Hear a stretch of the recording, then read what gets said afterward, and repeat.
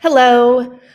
I want to talk to you today about one of the most important things when it comes to owning a business, and that is how to handle customer complaints and why that actually is marketing.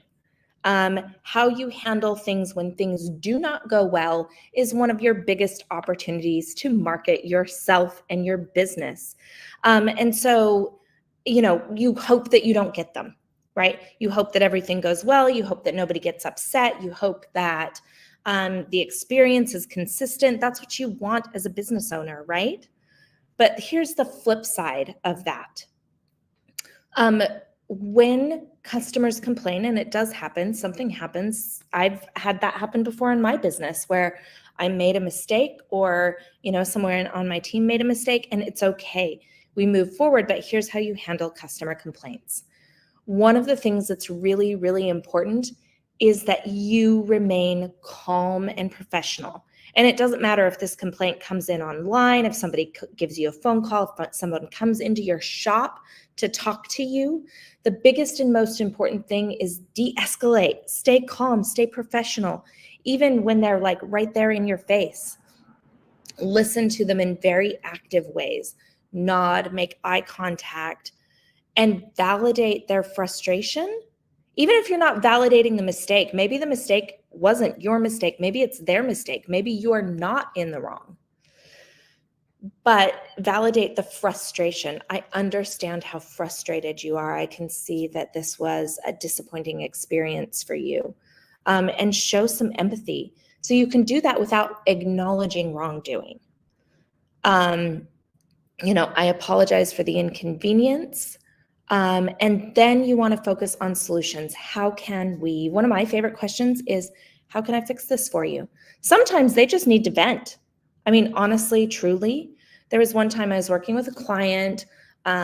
She was in an industry where she worked with a lot of animals. She was great with animals.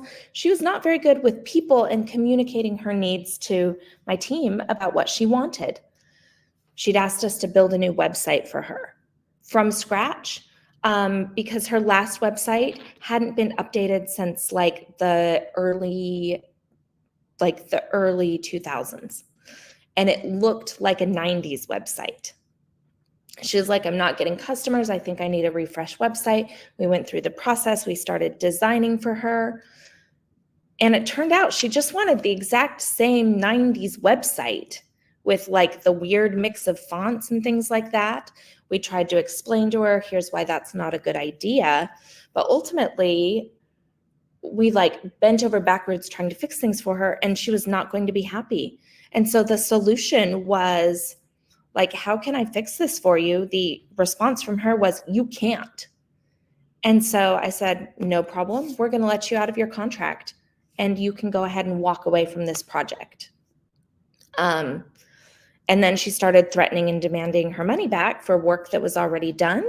And so, we literally just said, well, you only did a deposit. We worked way above and beyond.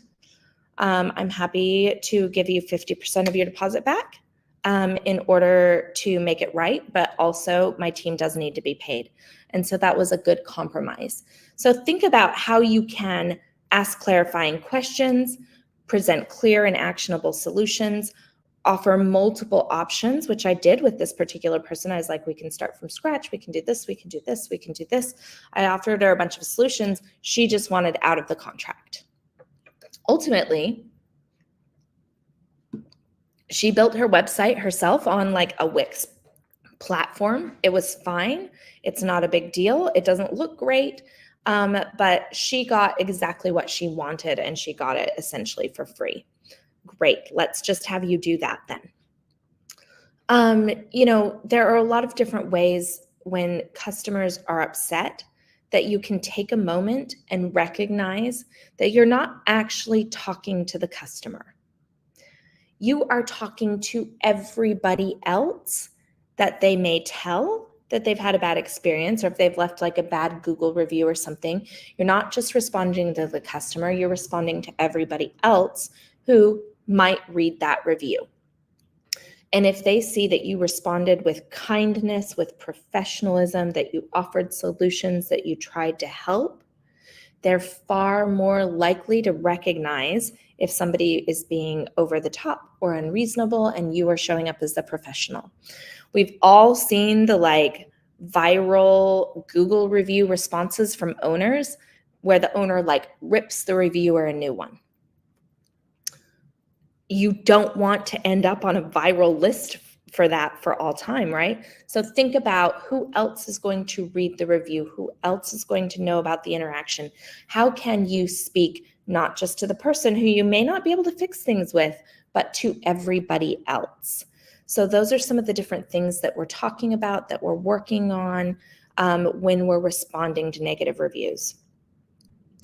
So turning negatives into positives. Say you get a really scathing Google review.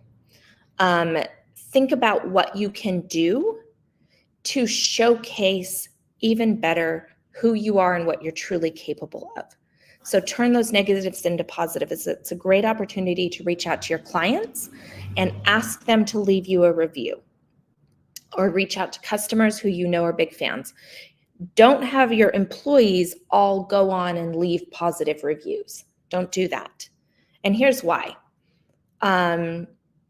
Because technically, if you work at a place, you're not allowed to leave reviews. If Google catches that you've done that, they can actually suspend your Google My Business account or delete all of those reviews, which leaves you back to where you were, or even worse off. So talk to actual customers. You can talk to family members. You can talk to people in networking groups and have them kind of bury that negative review under positive reviews. Share examples of how your business or your brand has successfully turned complaints into positive customer experiences. So showcase case studies. Express gratitude to the customer for bringing an issue to your attention so that you can fix it. So, the big thing with handling those customer complaints, turning those into a positive marketing opportunity, be calm, be professional, validate the feeling or the experience as opposed to, what went wrong. Find those solutions and think about how you're replying publicly. And you really have to consider that because, to be honest, people can film interactions now. People can engage publicly with you. People can put a TikTok out there. People can engage with you in really public ways. And so it's very important that you appear in a way that is strong, that is professional, that is kind, that is clear. And this is what's going to help you come across your very best so that you can showcase how to do that, what your business really is and how you are setting yourself apart from your clients. And it shows that you really, a small business owner, I know you do. If you have any questions about handling customer complaints, managing your Google reviews, getting more positive along those lines, don't hesitate to reach out. We would love to help you.